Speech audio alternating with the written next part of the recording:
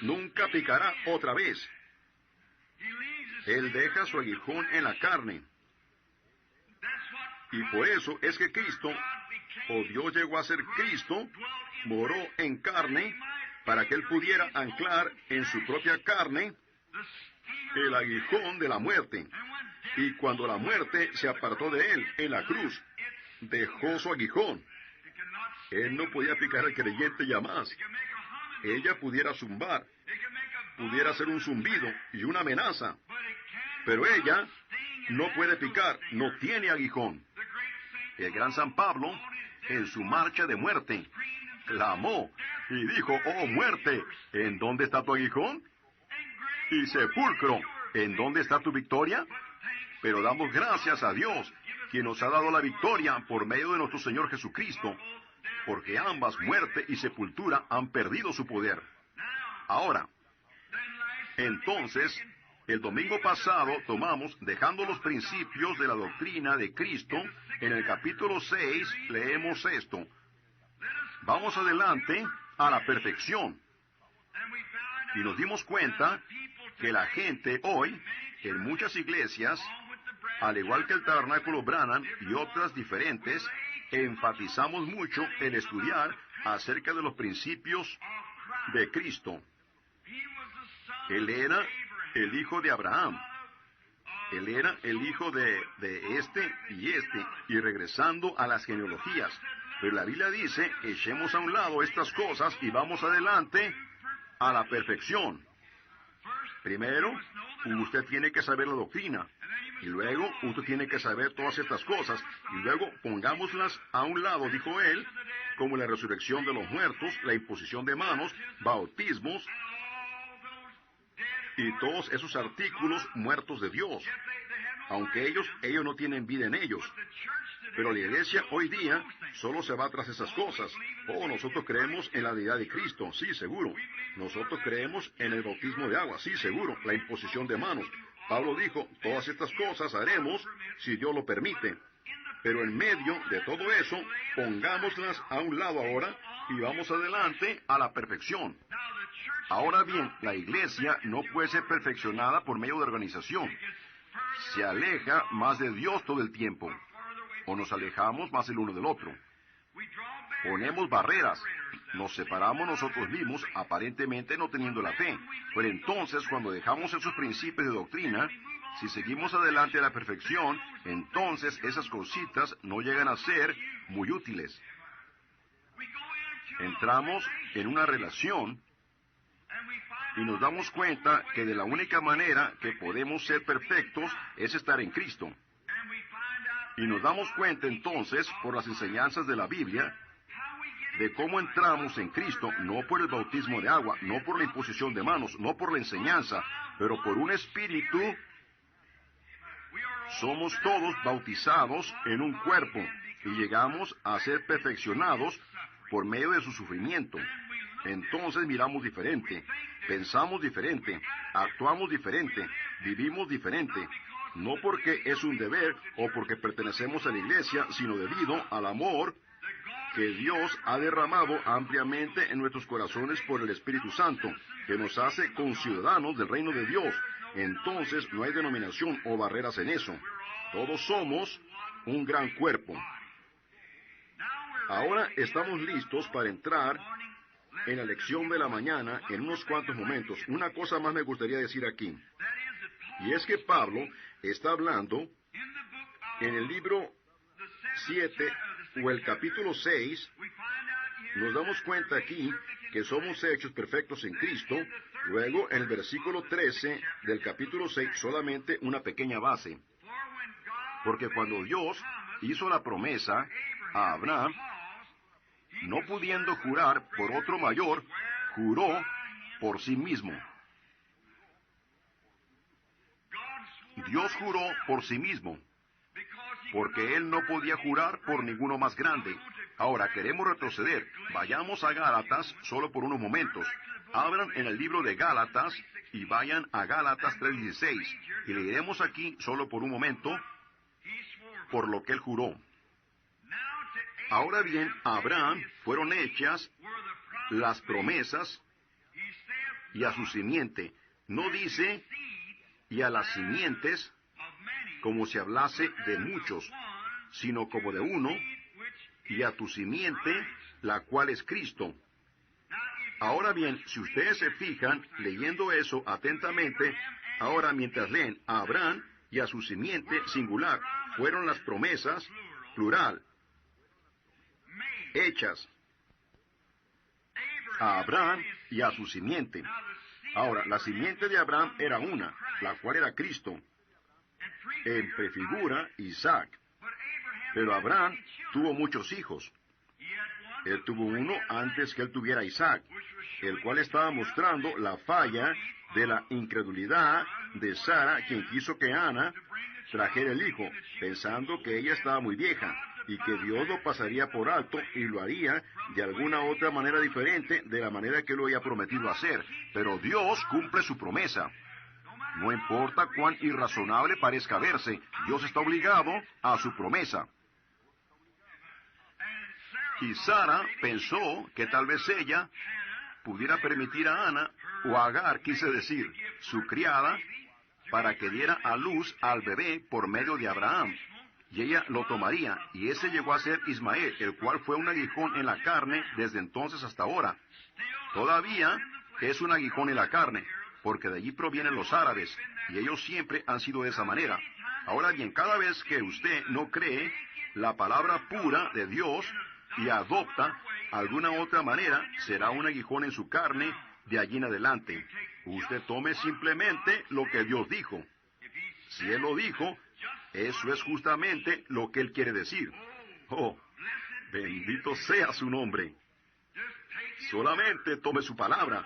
No importa que trate de ignorarlo, diciendo, bueno, realmente no quiso decir eso. Quiere decir justamente lo que dice, cuando Dios hace una promesa. Ahora, si ponemos mucha atención, a Abraham y a su simiente fueron las promesas. Una era la simiente singular y la otra eran promesas. Hay más que una promesa y más que una persona que está incluida en la simiente de Abraham. ¿Ven? Hay una simiente, pero mucha gente de esta simiente. ¿Ven? Ellas no eran solamente para Abraham o solamente para Isaac, sino fueron para toda la simiente de Abraham. Las promesas fueron hechas a cada simiente individual de esa simiente. ¿Lo captaron ustedes? Por lo tanto, nosotros, estando muertos en Cristo, de acuerdo a las Escrituras, participamos de la simiente de Abraham. Y somos herederos de acuerdo a la promesa, no por unirnos a la iglesia o formando artículos muertos o demás, pero por haber nacido del Espíritu de Cristo. Nosotros somos simiente de Abraham y coherederos con él en el reino. Entonces, vamos a continuar leyendo, solamente un poquito más adelante, Dios haciendo un pacto. Ahora, el versículo 17 del capítulo 6, por lo cual, queriendo Dios mostrar más abundantemente a los herederos de la promesa, la inmutabilidad de su consejo, interpuso juramento. Oh, descansemos ahora por unos momentos. Queriendo Dios, no que Él tenía que hacerlo, pero para hacer esto una cosa segura. Ahora, ya nos hemos dado cuenta que Dios llegó a ser carne, habitó entre nosotros. ¿Cómo es que Él mismo se manifestó al mundo cuando encontró a la mujer en adulterio? Él dijo, yo no te condeno, ve y no peques más. Cuando Él encontró al enfermo, Él lo actuó exactamente de la manera que Él tendría que actuar, porque Él era Dios, y Él sanó a los enfermos, Él resucitó a los muertos, Él perdonó los pecados, no importó cuántos y lo que eran, y cuánto habían recaído, Él los perdonó de todas maneras si ellos estaban dispuestos a venir a pedir. Ahora fíjense, si Dios actuó una vez en una cierta circunstancia, y si esa misma circunstancia se levanta otra vez, Él tiene que actuar la segunda vez como Él lo hizo la primera vez, o Él es injusto. ¿Ven? No importa cuán metido está usted en pecado, cuán bajo usted pueda llegar a ser. Él tiene que actuar en usted como Él lo hizo con esa mujer caída. O Él lo actuó mal en aquel entonces. La conducta de Dios es en su persona. Y lo que Él es en su conducta declara su persona. Y esa es de la manera que usted es. En el comportamiento de su vida, dice lo que usted es. Como tuvimos y estudiamos una lección o dos atrás, el pueblo metodista quiso declarar, cuando usted gritó, usted lo recibió. Los pentecostales dicen, cuando usted habló en lenguas, usted lo recibió. El temblador dijo, cuando usted tembló, usted lo recibió. Los tembladores de Pensilvania. Y nos dimos cuenta que todos ellos estaban mal. Su vida lo declara. Su persona declara lo que usted es. Un hombre es conocido por sus obras.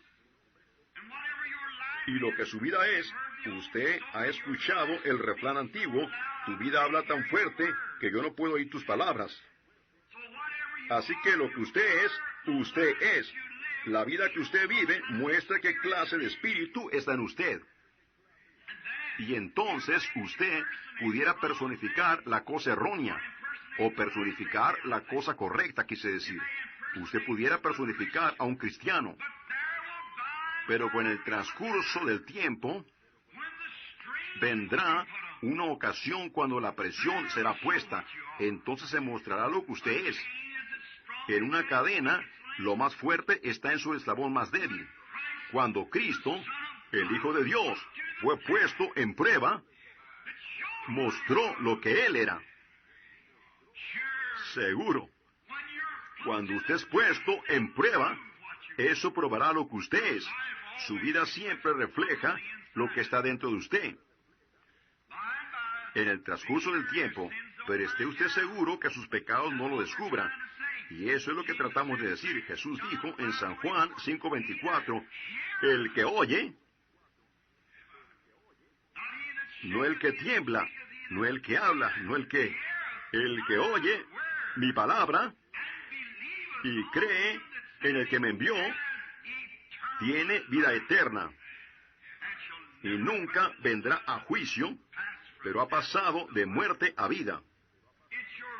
Es su fe, y su fe, confesada por sus labios, se manifiesta a la gente que puede oír, pero su vida está abierta delante de todos.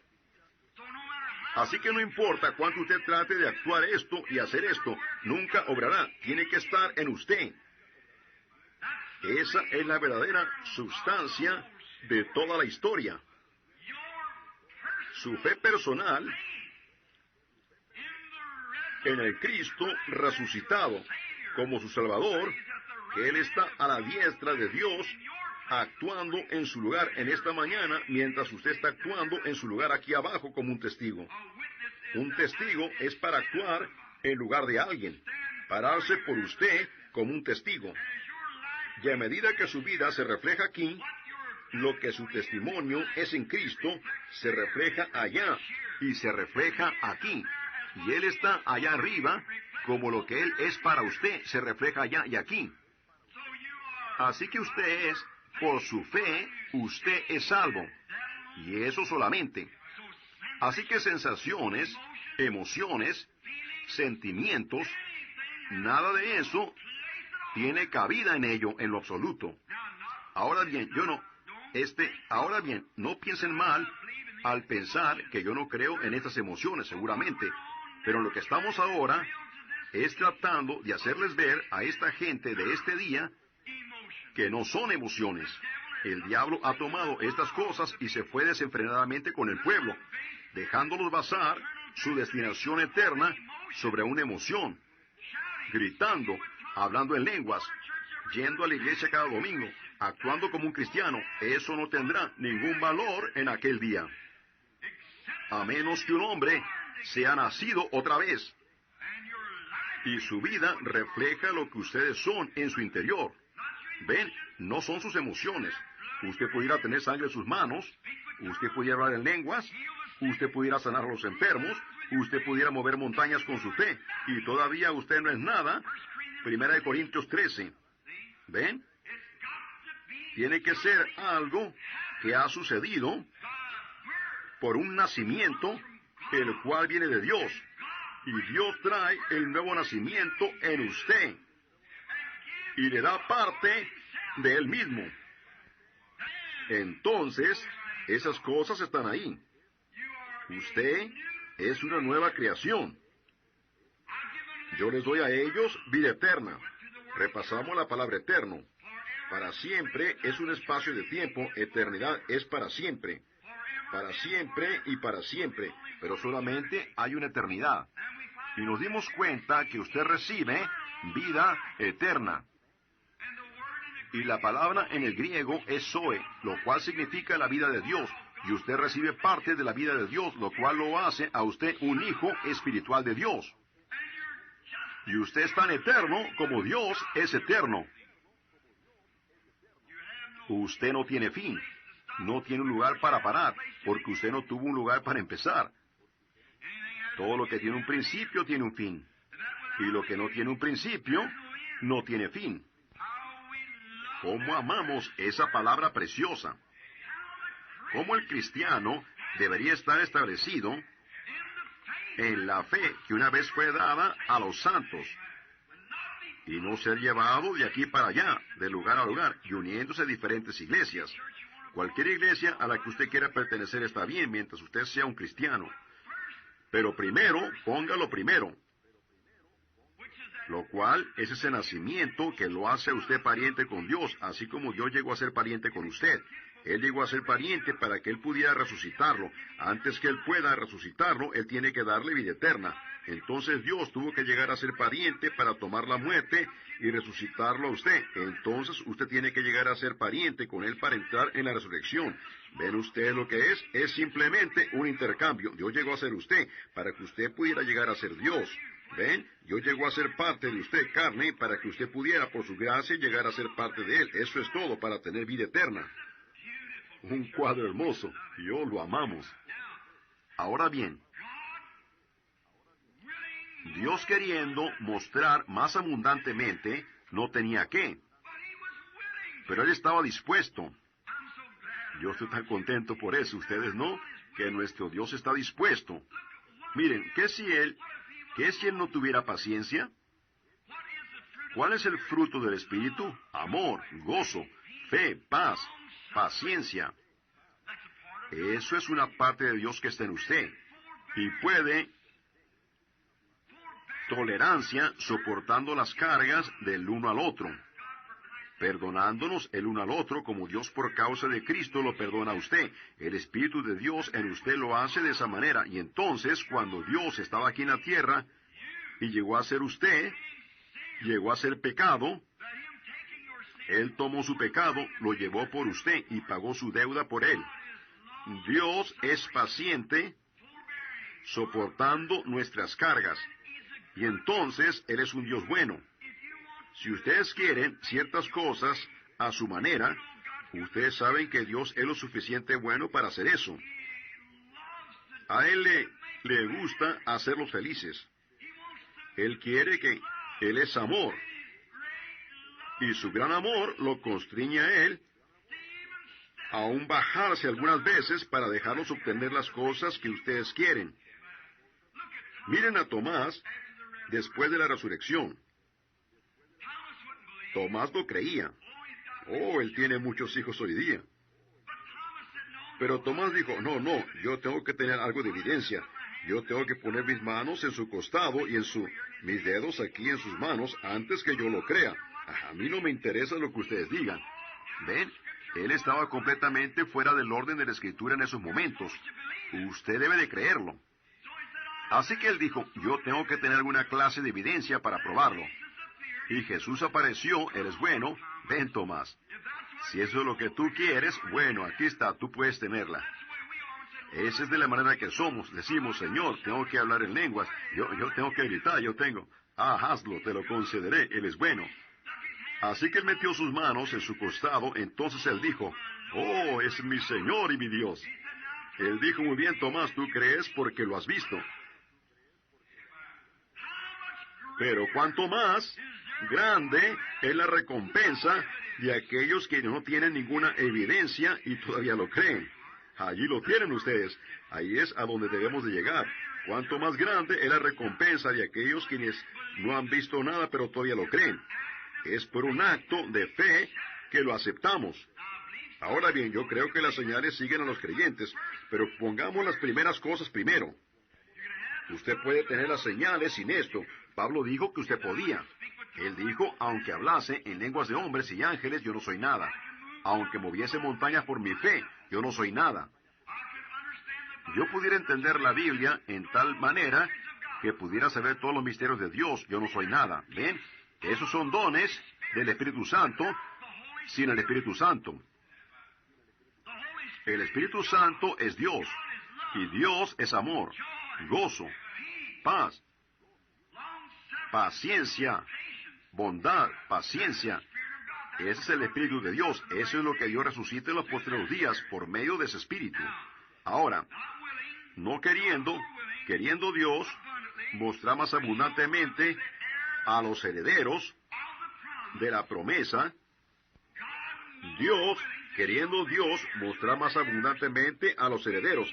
¿Quiénes son los herederos? Nosotros, estando muertos en Cristo, participamos de la simiente de Abraham y somos herederos. Oh, ¿penetró eso? Nosotros somos herederos del reino de Dios por medio de una promesa jurada. Dios no tenía que jurar. Su palabra es perfecta. Pero Él juró también por sí mismo, porque no hay otro más grande. Mientras seguimos leyendo, solo por un momento escuchen. La inmutabilidad de su consejo interpuso juramento. La inmutabilidad, lo incambiable. Dios no puede cambiar. Él tiene que permanecer el mismo. Y si Dios sanó a una persona enferma, Él nunca puede cambiar su actitud. Si Dios perdona a un pecador, a una prostituta, Él nunca puede cambiar su actitud. La inmutabilidad, lo incambiable de la palabra de Dios.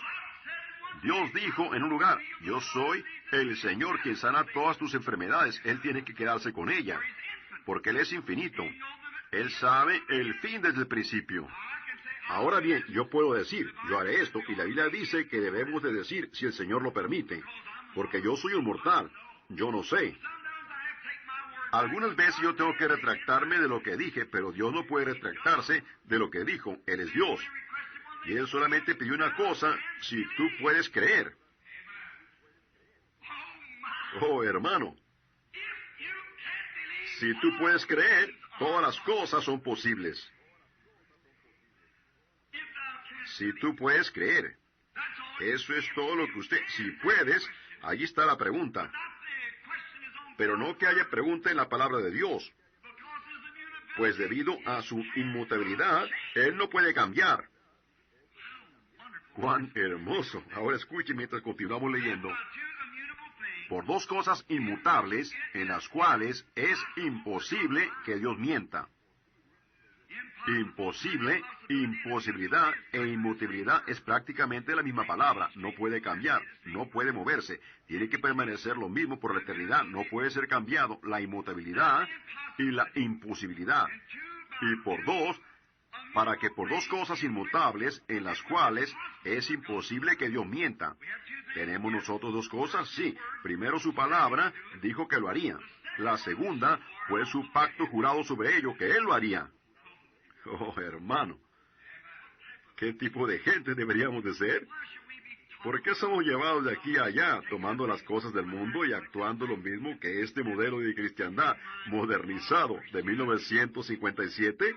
Nosotros queremos ser el tipo chapeado a la antigua que toma a Dios en su palabra y llama a esas cosas que no son como si fuese. Si Dios lo dijo así, queda establecido. Abraham, a quien la promesa fue dada, a él y a su simiente, Él llamó las cosas que no son como si fuesen. porque era la promesa de Dios, sabiendo que Dios no podía mentir. Él le prometió eso a él, y él lo creyó. Y a medida que los años pasaron, y la promesa parecía alejarse más al ojo natural, llegó a estar más cerca de Abraham. En lugar de ser débil y decir, bueno, tal vez no hay tal cosa como sanidad divina, tal vez yo malentendí, tal vez no hay tal cosa, tal vez yo he estado mal en todas mis concepciones. Eso entonces muestra una cosa, que usted no ha nacido otra vez. Porque la repasamos el domingo pasado, solamente un poquito más atrás en el capítulo, porque es imposible que un hombre que una vez que gustó del don celestial y cosas y recayó, sea otra vez renovado para arrepentimiento, absolutamente, totalmente imposible. Porque el que es nacido de Dios no comete y no puede cometer pecado. Porque la simiente de Dios permanece en él y él no puede pecar. La simiente de Dios es la palabra de Dios. Fe viene por el oír la palabra, el sacrificio fue hecho, todo está terminado. Ahora, si usted hace mal, Dios lo hará pagar a usted por ello. Pero si usted lo hace, usted hace mal, usted no lo hace voluntariamente. Capítulo 10, versículo 47, creo que es. Porque si pecáramos voluntariamente después de haber recibido el conocimiento de la verdad, pero después que usted ha nacido otra vez, usted tiene la verdad, no el conocimiento de ella, sino que usted ha aceptado la verdad, y ha llegado a ser una realidad, y usted es un hijo de Dios por tiempo y eternidad. Dios juró que Él lo haría. Jesús dijo, aquel que oye mis palabras y cree en el que me envió, tiene vida eterna y yo lo resucitaré en el postrero día. Nunca vendrá juicio.